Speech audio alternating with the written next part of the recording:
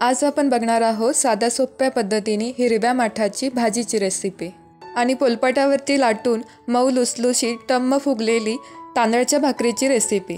ही भाजी जर तुम्ही लोखंडी तवा किंवा कढईमध्ये जर केली तर त्याची चव अजूनच छान लागते। गौरी गणपतीच्या सणाला कोकणामध्ये तांदळाची भाकरी आणि माठाची भाजी याचं नैवेद्य दाखवलं जातं। चला तर मग रेसिपीला सुरुवात करूया। रेसिपीसाठी साहित्य काय काय लागतं ते एकदा बघून घ्या। भाजी बनवण्यासाठी मी हिरव्या माठाची एक जुडी घेतलेली आहे। माठाची पाने 2 ते 3 वेळा पाण्यामध्ये स्वच्छ धुवून घ्यायची।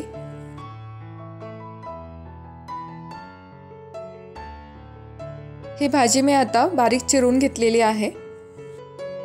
ही भाजी बनवायला जास्त वेळ लागत नाही आणि खायला देखील ही खूपच चविष्ट लागते। कढई गरम करून त्याच्यामध्ये 1 चमचा तेल घालायचं। तेल गरम झाल्यानंतर बारीक चिरलेले 4 ते 5 लसणाच्या पाकळ्या घालायच्या। 1 ते 2 मिनिटं हे मंद गॅसवरती परतून घ्यायचं। आता त्याच्यामध्ये 3 ते 4 हिरव्या मिरच्या घातलेल्या आहेत। हिरव्या मिरच्या सुद्धा मंद गॅसवरती परतून घ्यायच्या। आता त्याच्यामध्ये एक बारीक चिरलेला कांदा घातलेला आहे। कांदा सुद्धा 1 ते 2 मिनिटं मंद गॅसवरती सोनेरी होईपर्यंत भाजून घ्यायचा। त्यामध्ये 1 छोटा चमचा मीठ घातलेला आहे। पुन्हा व्यवस्थित मिक्स करून घ्यायचं आणि बारीक चिरलेली हिरव्या माठाची भाजी घालायची। ही भाजी जरी आता दिसायला जास्त वाटत असेल तरी ती जशी जशी शिजेल तशी ती कमी दिसेल। भाजी सुद्धा लो टू मीडियम गॅसवरती परतून घ्यायची। ही भाजी जर तुम्ही लोखंडी तवा किंवा कढईमध्ये जर केली तर त्याची चव अजूनच छान लागते। ही भाजी खूपच पौष्टिक असते आणि भाकरीसोबत तर खूपच छान लागते। ही भाजी शिजवताना त्याच्यामध्ये पाणी घालायचं नाही, भाजीला पाणी सुटतं आणि त्यातच ही भाजी चांगली शिजते। आता मी कढईवरती झाकण ठेवून ही भाजी 5 मिनिटं मंद गॅसवरती शिजवून घेणार आहे। मधून मधून थोडं चेक करायचं, नाही तर खालना लागू शकते। हे बघा भाजी किती छान शिजलेली आहे। ती पाण्याचा अजिबात वापर इथे केलेला नाहीये। तुम्ही बघू शकता शिजल्यानंतर ही भाजी खूपच कमी दिसते। भाजी आता तयार झालेली आहे। आता आपण सोबत तांदळाची भाकरी बनवूया। भाकरी बनवण्यासाठी आपण पीठ उकडून घेणार आहोत। त्यासाठी मी एका भांड्यामध्ये 1 वाटी आणि अजून पाव वाटी असं पाणी घातलेलं आहे। पाण्याला उकळी आल्यानंतर पाव चमचा मीठ आणि अर्धा चमचा तेल घालायचं। आता पाण्यामध्ये 1 वाटी तांदळाचं पीठ घातलेलं आहे। गॅसची फ्लेम ही लो ठेवलेली आहे आणि पाण्यामध्ये हे पीठ मिक्स करून घ्यायचं।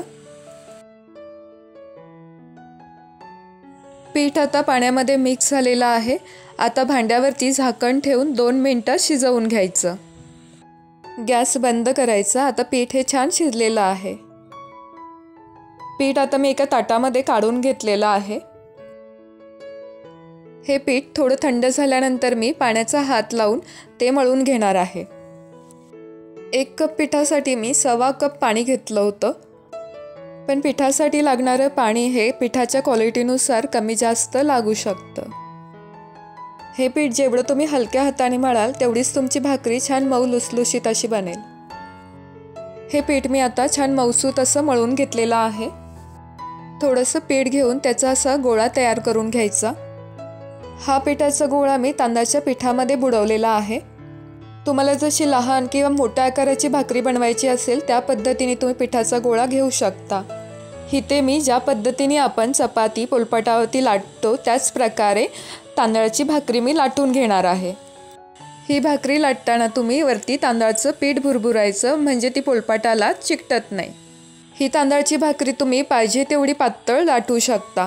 ज्यांना हातावरती भाकरी थापायला जमत नाही त्यांच्यासाठी ही खूपच सोपी पद्धत आहे। जर का पिठाची उकड चांगली निघाली असेल आणि पीठ जर छान मळलं गेलेलं असेल तर भाकरी लाटताना त्याच्यामध्ये क्रॅक्स पडत नाहीत। अशी ही भाकरी छान लाटून झालेली आहे। तिला कुठेही चिरा पडलेल्या नाही आहेत। तवा गरम करायचा आणि त्याच्यावरती ही भाकरी आता घातलेली आहे। भाकरीवरती पाणी लावून घ्यायचं। गॅस हा मोठाच ठेवलेला आहे। वरच्या बाजूचं पाणी थोडं सुकलं आणि वरती असे थोडे बुडबुडे आले की भाकरी उलटून घ्यायची आणि मध्यम गॅसवरती पुन्हा ही खालची बाजू शेकवून घ्यायची।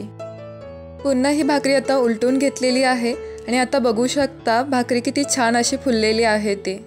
अशा प्रकारे माटाच्या भाजीसोबत पांढरी शुभ्र मऊ लुसलुशीत तांदळाची भाकरीसुद्धा तयार झालेली आहे। ही साधी सोपी भाजी भाकरीची रेसिपी तुम्हाला कशी वाटली हे कमेंट करून नक्की सांगा। इथे मी एक भाकरी चौपदरी दुमडून देखील दाखवलेली आहे। तुम्ही बघू शकता किती मऊ अशी ही भाकरी तयार झालेली आहे ती। ही रेसिपी तुम्हाला जर आवडली असेल तर व्हिडिओला नक्की लाईक करा, शेअर करा आणि चॅनलला सबस्क्राईब करा। तसेच शेजारी असलेल्या बेल आयकॉनवरती प्रेस करा म्हणजे नवीन व्हिडिओचे नोटिफिकेशन तुम्हाला मिळेल।